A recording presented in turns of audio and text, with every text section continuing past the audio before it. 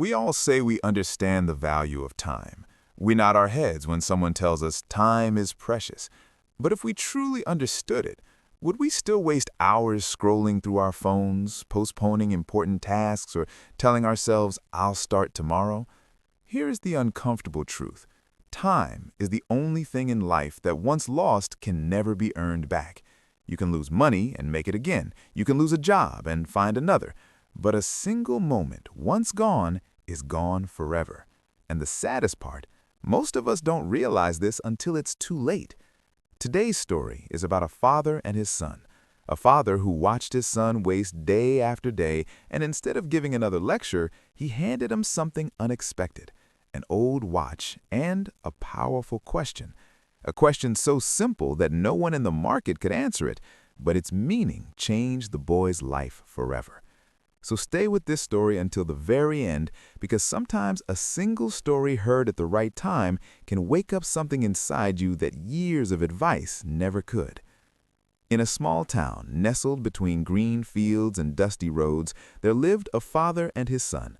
The father was a hard-working man. He woke up before the sun, tended to his small shop, and came home tired but satisfied each evening. But his son was very different. The boy had no interest in work. He would wake up late, wander through the lanes with his friends, sat near tea stalls, watched others work, laughed with friends, and returned home only when hunger called him. He always says, "There is still plenty of time," as if life would wait forever. At first, the father tried to advise him gently. Then he tried to warn him. Then he became silent. He understood something many parents learn with pain. Advice enters the ears, but wisdom enters only when the heart is ready. Days became weeks, and weeks became months. The father watched his son waste one morning after another. It troubled him deeply. He was not afraid that his son was poor. He was afraid that his son did not understand the value of what he was losing. One evening, as the sun faded and the warm light touched the walls of their house, the father stood before an old wooden cupboard in the corner of the room. He opened it carefully and took out a watch wrapped in a soft cloth. It was old, but it still worked. Its hands moved steadily, quietly, faithfully. The next morning, he called his son. The boy came lazily, rubbing his eyes. The father placed the watch in his hand and said, "Take this to the market. Ask people what price they would give it. Go to many people, listen carefully, then come back and tell me." The boy looked surprised, but the task seemed easy enough.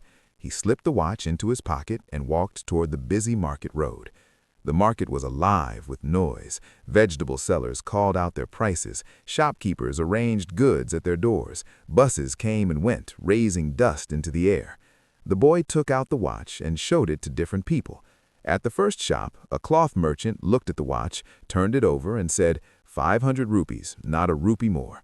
A little further, a grocery seller examined it and offered, "Maybe 800. It looks decent enough."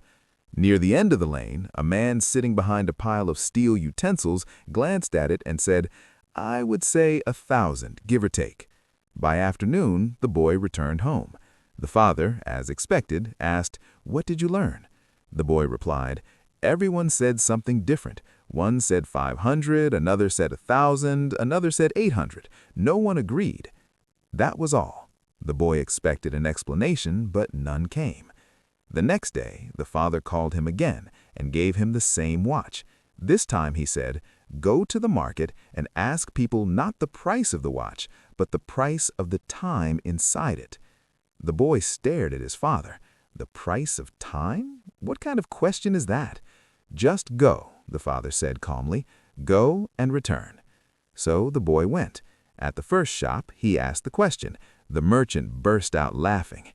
"The price of time? What nonsense! Are you trying to be funny?" At the next shop, a woman waved him away. "Go home, boy. Stop wasting people's time with silly questions." One man shook his head and said, "You cannot put a price on time. Now leave me alone." The boy felt heat rising to his face. His steps became slower. For the first time in many months, he felt the sting of shame. He had never thought deeply about time before. Now he was walking through the same market, hearing laughter, carrying a question he did not understand. Everywhere the boy went, the answer was the same. laughter, confusion, or dismissal. He felt embarrassed. He felt foolish. He was ready to give up and go home. But just before he turned back, he noticed a tiny shop tucked into the corner of the market. A watch repair shop, old and quiet, with hundreds of tiny clocks ticking on the walls. Behind the counter sat an old man with silver hair and kind eyes, carefully fixing a broken timepiece with steady hands. The boy stepped inside and asked his question one last time. "Can you tell me what is the price of the time inside this watch?" The old man stopped his work. He looked up slowly and studied the boy's face for a long moment, not with laughter, but with understanding. Then he said, "The watch can have a price. One person may say 500, another may say 1,000, but the time inside it, that has no price." Then he continued, "Son, you have asked the most important question anyone can ask, and the answer is this: there is no price for time, not in rupees, not in gold, not in all the wealth of the world. You see, you can buy a watch, but you cannot buy the time which shows. If a rich man loses money, he can earn it again. If a farmer loses crops, he may grow them again. If a shop burns down, it may be rebuilt. But tell me, if 1 hour of your life passes, can anyone buy it back?" The boy shook his head slowly. "Not even 1 second," the old man said. "That is why time is the greatest treasure. It is free, yet it is priceless."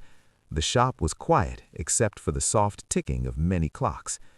Time has one bad thing and one good thing. The bad thing is that it never stops. It keeps moving whether you are ready or not. It does not wait for anyone. The good thing is that you still choose what to do with it. Every person, rich or poor, young or old, receives the same amount of it each day. 24 hours, no more, no less. The difference between a person who succeeds and a person who fails is not talent or luck, it is how they choose to spend those hours. One uses time to build a future, while another throws it away. Each word fell into the boy's heart like rain on dry soil. The boy stood still.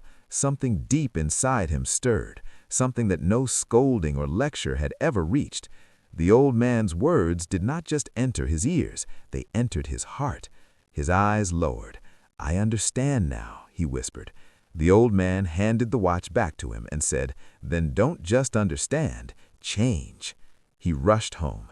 He told his father everything the old man had said, word for word, with fire in his eyes that the father had never seen before. When the boy finished, the father placed his hand gently on his shoulder. No long speech was needed. The lesson had reached where words alone could not go. From that day, the boy began to change. He woke up earlier. He helped at home. He learned to work with care. He spent less time roaming and more time doing something useful. At first, the change was small, but day by day it became stronger. He discovered that disciplined hours gave peace and honest effort gave pride. Slowly, his life began to take shape. The town remained the same. The lanes were still narrow. The market was still noisy. The clocks still moved at the same speed, but inside the boy, something had changed forever. He had learned that life does not become meaningful by chance. It becomes meaningful when we respect the hours we are given. Many people live exactly like that boy. They keep saying, "I'll start tomorrow," or "I'm still young," or "there's still plenty of time." But slowly, those delays become habits, and those habits shape a weak and directionless life. The danger is not always visible at first. That is why it is so dangerous. Lost time rarely shouts. It disappears quietly. This story carries a truth that most of us already know but rarely live by. We all have the same 24 hours. No one gets more, no one gets less. Yet some people build extraordinary lives, while others wonder where their years went. The difference is never about having more time. It is always about respecting the time we already have. Think about your own life for a moment. How many hours this week did you spend on things that added nothing to your growth, your peace, or your future? How many times did you say, "I'll do it later," only to let another day slip away quietly? The father in the story understood something deeply beautiful. He couldn't force wisdom into his son's heart through lectures or warnings. Instead, he gave him an experience. He let the boy walk through the market, face the laughter, feel the confusion, and arrive at the answer on his own. And that is exactly how real change happens, not through someone else's words, but through our own realization. So, here is what you can take from this story today. Stop waiting for the perfect moment. Stop telling yourself there is still plenty of time. Start now. Start small. Wake up a little earlier. Spend one less hour on distractions. Pick up that book. Start that project. Have that conversation you've been avoiding. Because every single hour you invest in yourself today is building the person you will become tomorrow. Remember, you can replace almost everything in life, but you can never replace a single moment that is already passed. Respect your time. It is the most valuable thing you will ever own. Now, I want to hear from you. What is one thing you